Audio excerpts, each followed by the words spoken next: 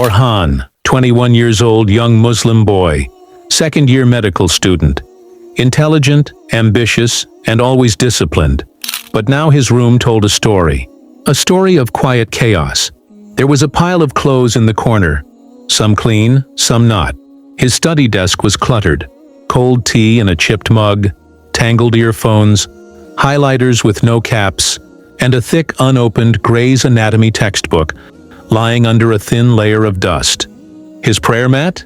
Folded on a chair he never used. And his Quran? It hadn't been opened in weeks. This was the room of a second-year medical student. But more than that, this was the room of a young man drowning in guilt, shame, and silent spiritual hunger. Orhan wasn't lazy. He used to be sharp, focused, first to raise his hand in class, first to show up in the prayer hall. Everyone thought he was still that person, but he wasn't. Now he woke up every day with the same loop playing in his head. I'll start studying after Dur. Let me just rest for 10 minutes. Okay, one last scroll on Instagram. Then I'll get serious. Hours would pass. Evening would fall. Assignments undone. Salah delayed. Quran unread. He knew. He knew he was wasting his time. He knew his grades were slipping. He knew his soul was starving. But he couldn't stop. And that's what broke him the most. At home, he had become quiet. His mother would call him for dinner 3 times. He'd walk out with his phone in hand, earbuds in, head down. Orhan, put your phone away, talk to us. He'd nod without looking. Yeah, just checking something. His younger brother asked him to play football. Not now, maybe later. But later never came. He wasn't angry. He wasn't rude. He was just detached, emotionally absent. He smiled when spoken to, laughed when others laughed. But inside he felt like a ghost. Every time he opened a textbook, physiology, biochemistry, pathology, his heart would sink. He'd stare at the first paragraph, read it once, twice, and then scroll to YouTube. I'll study tomorrow, he'd whisper. I'm too tired right now. I need my mind to be clear. But that tomorrow was a lie he told himself every single day. And every night the guilt returned. Lying in bed, staring at the ceiling, the echo in his mind louder than ever. You've wasted another day. Again. He would cry silently. Not because he was failing academically, but because he was failing himself. Orhan had dozens of saved reminders. How to be consistent in Salah. Curing the heart from laziness. This ayah changed my life. He wanted to watch them. He planned to. But somehow he always ended up watching pointless content. Reels, vlogs, pranks, memes, more memes.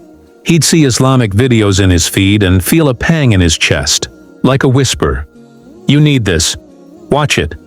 But he'd scroll past, because it hurt too much to be reminded.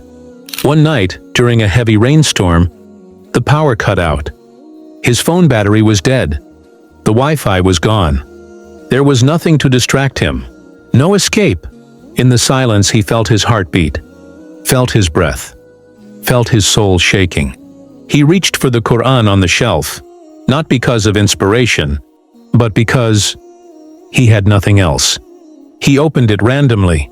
His eyes fell on a verse. Has the time not come for those who have believed that their hearts should become humbly submissive at the remembrance of Allah? Surah Al-Hadid, 57:16. Orhan froze. It felt like the verse was written for him. He whispered, Ya Allah, my heart is dead. Please bring it back to life. That night he prayed Isha for the first time in weeks. Slowly.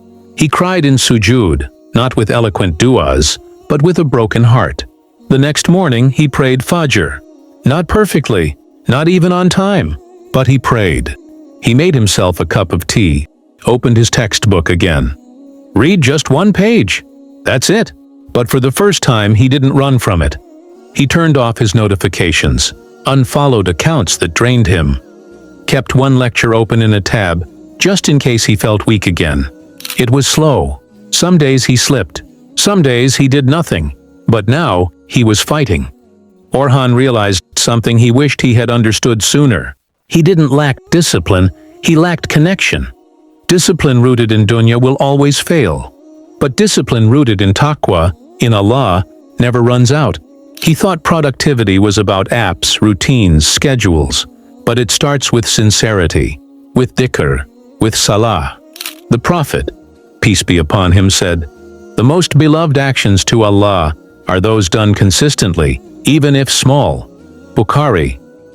Orhan didn't need a complete life overhaul. He just needed to begin. Maybe you see yourself in Orhan. Maybe your room looks like his. Maybe your heart feels just as heavy. And maybe you keep telling yourself, "Tomorrow I'll change." But what if tomorrow never comes? Don't wait to be inspired. Don't wait for the perfect moment. Start now, in your own imperfect way.